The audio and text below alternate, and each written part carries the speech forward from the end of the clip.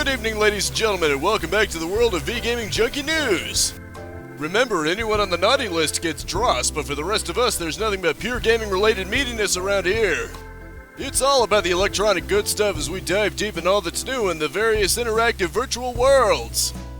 Starting things off, Nintendo's Doug Bowser attempts to justify the limited release window for Super Mario 3D AllStars. He explains that they thought the strategy would be, and I quote, unique for this kind of anniversary. The game has come under criticism for being a $60 game consisting of 3 games that were fairly shallow ported without much to add content or even improve upon what was already there. While there are some polishes here and there, such as HUD elements and raising the resolution, it's been said that overall emulators provide much bigger improvements for free, and that Nintendo did this to create artificial demand. Whether or not Nintendo extends this release window or sells them individually is anyone's guess though, and people have actually pointed out that the second Galaxy isn't even in there. As Cyberpunk 2077's problems continue to receive backlash, CD Projekt Red is taking steps in an attempt to satiate upset customers. They had encouraged refunds and are even refunding physical copies to an extent. They've since removed the game from the PlayStation Store completely, possibly because the PS4 versions of the game were especially bad, and also offer refunds for the Xbox version. While this is a nice gesture on their part, I hope they can fix the problems quickly before it becomes another Fallout 76 or No Man's Sky. As I always say, first impressions are everything.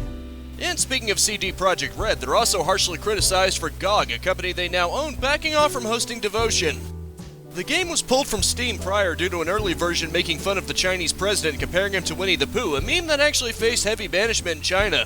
The ruler of China's thin skin aside, Red Candle Games is hoping to still get the game released in some fashion.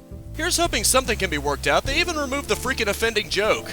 Bit of advice, CD Projekt Red, bowing to those who will be outraged at just about anything is an invitation to disaster. So Diablo Immortal has received a beta release, but only if you're in Australia. What's wrong? Do you blokes not have phones and live in Australia? My terrible attempt at an Australian accent aside, some articles claim it feels like Diablo, but it's been pointed out that early gameplay footage looks suspiciously like another mobile game, as if they just slapped the Diablo skin over it to make profits. Guess we'll have to see for ourselves when the game inevitably makes its way worldwide, assuming Blizzard doesn't back out in the process. One thing that might help is to get more information about a home system Diablo, or at least put Immortal on PC. Somehow I doubt that's overly hard for them to do.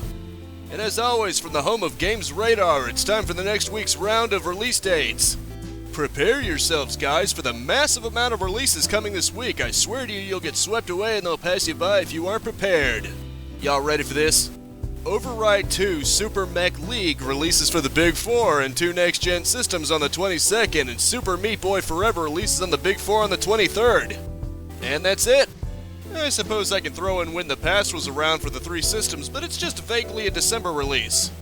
This week's epic freebie isn't any one thing. Matter of fact, there are 15 days of freebies until the 31st, one only available on each day.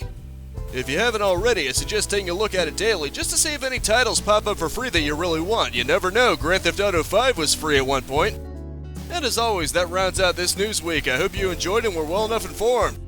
As I'm sure you never get tired of me reminding you, I Let's Play every single day, 10 a.m. and 2 p.m., live stream Mondays and Fridays unless otherwise specified at 4:30 p.m., and these news programs are Sundays at 6 p.m. That'd be Eastern Standard Time. You can always subscribe and seismic toss that bell icon if you don't want to have to worry about keeping track of the time zones. A like is always appreciated for the algorithms, but I just hope you genuinely liked it.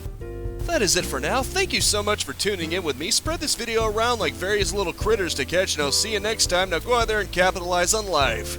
Peace out, have a good one, and have a very Merry Christmas. Or whatever holiday you celebrate.